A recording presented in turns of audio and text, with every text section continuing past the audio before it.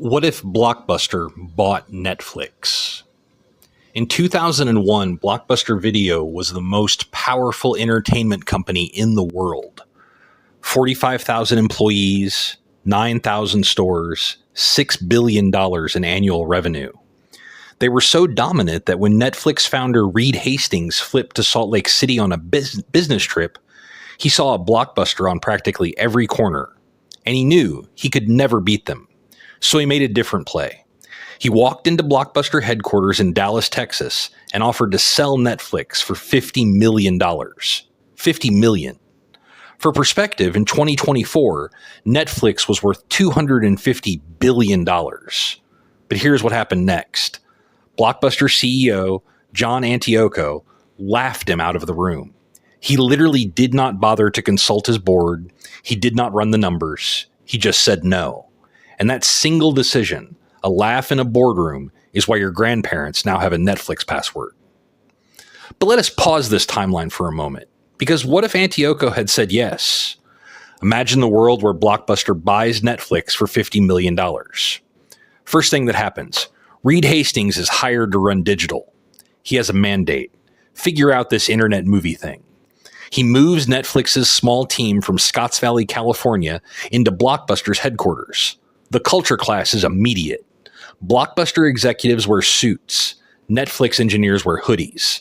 The database teams do not trust the cloud. But Hastings is persistent. He launches a pilot program in Portland, Oregon. 5,000 customers. DVD by mail. Turnaround in 2 days. Blockbuster's brick and mortar team hates it. They argue that every DVD sent through the mail is a lost late fee. Late fees were Blockbuster's cash cow. At their peak, they made $800 million a year just from people forgetting to return DVDs. So the board makes a decision. They shut down the Netflix pilot. They keep the stores. They keep the late fees. Hastings resigns in frustration. And the Blockbuster that bought Netflix dies the exact same death as the one that didn't. But there is another timeline.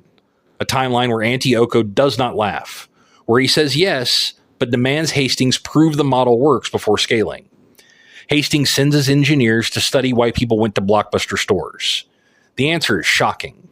Most people did not go to browse. They went to return. The return was the bother. The bother was the barrier.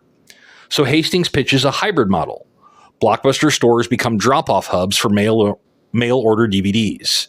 You order online, pick up at the store, return to the store. Late fees eliminated. It works. Membership skyrockets. By 2007, Blockbuster has 20 million subscribers. They are the biggest movie rental company on earth. Walmart tries to compete and fails. Amazon rents a few movies and gives up. But then something changes. The streaming era arrives. Hastings has been waiting for this. He pitches the board, shut down the stores, all 9,000 of them, go all in on digital. The board refuses. The stores are profitable. Why kill the goose?